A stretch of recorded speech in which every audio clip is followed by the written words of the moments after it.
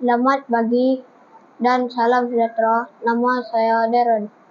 Berumur saya murid tahun 4 Bestari dan berumur 10 tahun. Saya bersekolah di SK Negeri Murid. Hari ini saya ingin mengulas buku yang telah saya baca bertajuk Pari-Pari Menolong Pembuat Kasut. Buku ini merupakan sebuah buku yang mudah untuk bacaan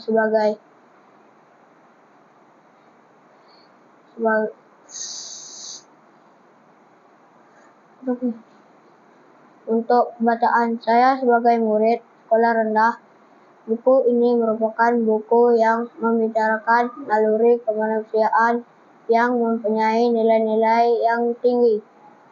Buku ini diterbitkan oleh Al-Banqo, SBN, BHD dan mengandungi 20 halaman. Bercetak tulis menggunakan gaya penulisan yang sangat mudah dipahami. Dan buku ini juga mempunyai ilustrasi yang sangat menarik.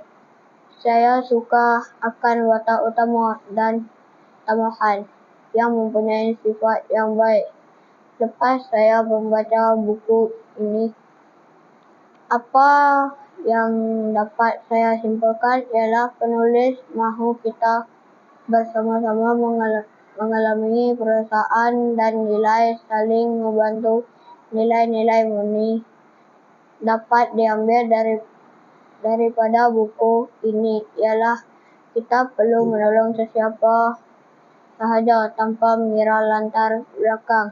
Yang baik kita sama-sama kongsikan, yang buruk kita jauhi. Apa yang penting kerjasama.